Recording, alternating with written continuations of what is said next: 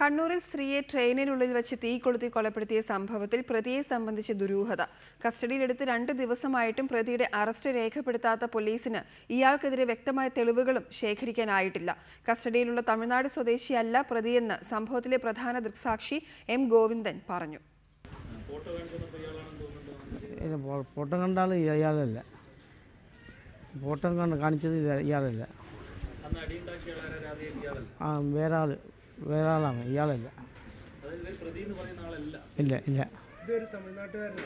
ഇതൊരു തമിഴ്നാട്ടുകാരനാണ് അവർ പറയുന്നത്. പക്ഷേ ഞാൻ കണ്ടില്ലല്ലോ, ഞാൻ ഇതുവരെ കണ്ടിട്ടുമില്ല. കേസിലെ പ്രധാന സാക്ഷിയായ റെയിൽവേ കരാർ ജീവനക്കാരൻ എം വി ഗോവിന്ദൻ പ്രതിയെ സംബന്ധിച്ച് മാധ്യമങ്ങളോട് ഇന്നലെ ഉച്ചയോടെ പറഞ്ഞ കാര്യങ്ങളാണിത്. എന്നാൽ മണിക്കൂറുകൾക്കുള്ളിൽ ഇയാൾ നിലപാട് മാറ്റി.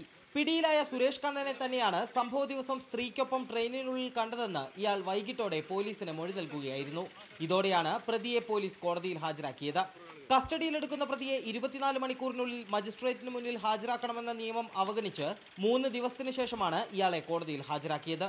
സുരേഷ് കണ്ണനെ വ്യാഴാഴ്ച വൈകിട്ടോടെ തൃശൂർ ഈസ്റ്റ് പോലീസ് പിടികൂടി മാധ്യമങ്ങൾക്ക് മുന്നിൽ പ്രദർശിപ്പിച്ചെങ്കിലും ഇയാൾക്കെതിരായ തെളിവുകൾ ശേഖരിക്കാൻ പോലീസിന് സാധിച്ചിരുന്നില്ല. ഇന്നലെ രാവിലെ തന്നെ ഇയാളെ കണ്ണൂരിലെത്തിച്ചുവെങ്കിലും തെളിവെടുപ്പും തിരിച്ചറിയൽ പരിശോധനയും വൈകിപ്പിച്ചത് ഇക്കാരണം കൊണ്ടാണെന്നാണ് സൂചന. റിമാൻഡിലായ പ്രതിയെ കസ്റ്റഡിയിൽ വിട്ടുകിട്ടാൻ പോലീസ് കോടതിയെ ഉടൻ സമീപിക്കും. കഴിഞ്ഞ 20-നാണ് കൊണ്ടോട്ടി സ്വദേശിയായ ഫാത്തിമയെ കണ്ണൂർ റെയിൽവേ സ്റ്റേഷനിൽ നിർത്തിയിട്ടിരുന്ന എക്സിക്യൂട്ടീവ് എക്സ്പ്രസിനുള്ളിൽ വെച്ച് തീ കൊളുത്തി കൊലപ്പെടുത്തിയത്. റിപ്പോർട്ടർ, കണ്ണൂർ.